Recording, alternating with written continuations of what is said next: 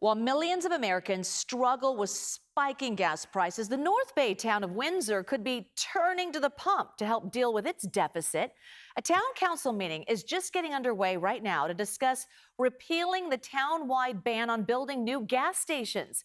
But John Ramos explains how tough financial times are reigniting this debate. The ban was approved in 2022 as part of a larger regional push to enact climate protection regulations. But it's a little hard to figure out exactly how it would do that, and that may be one of the reasons it's being reconsidered.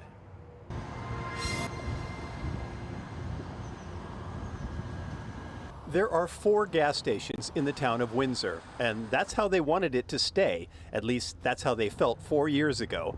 The town was a partner in the Sonoma County Regional Climate Protection Authority, which recommended that all jurisdictions stop accepting applications for new gas stations. And Windsor discussed that proposal at a meeting in September of 2022, when the region was enduring a searing heat wave. We need to continue our efforts to reduce greenhouse gases. If we haven't learned anything this week with 2 114-degree days here and 110 tomorrow, it was 117 in Cloverdale. You know, this is all a matter of climate change. Certainly, just the extreme weather, the extreme heat in the last few days, is to me just tells me that one needs to take bold action because we have to reverse things. We're fortunate enough to be able to be leaders in climate protection if we so choose. The ordinance passed unanimously to ban all new gas stations or the expansion of existing ones. Although Councilmember Mike Wall expressed some skepticism and asked a question that now seems prophetic. So what do we do? What is the process if we need to reverse this decision? That's what they're discussing tonight. No one from the city responded for comment today, but the staff report cites an interest in repealing the ban because of a slowdown in the EV market and the loss of government rebate programs. It also mentions a need to evaluate potential new revenue sources. And in March, Councilmember Wall gave a clue to what that means. The reason we don't have a Costco is because we have a moratorium on gas stations. At the Shell station south of downtown, Rick Marion was filling his work truck.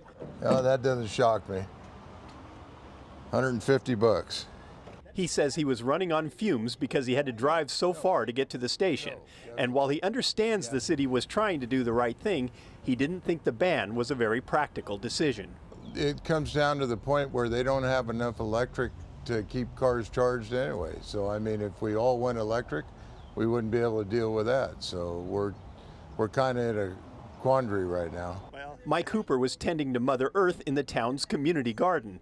He and his wife just purchased an electric vehicle, but he says he's not sure how opening a new station would increase the amount of gas already being burned. I don't think it's necessarily going to increase the demand just by having additional gas stations. The only question is, are there people that we're filling up out of Windsor because it's more expensive here that would otherwise be filling up here in town, and then Windsor would hopefully get some additional revenue from that.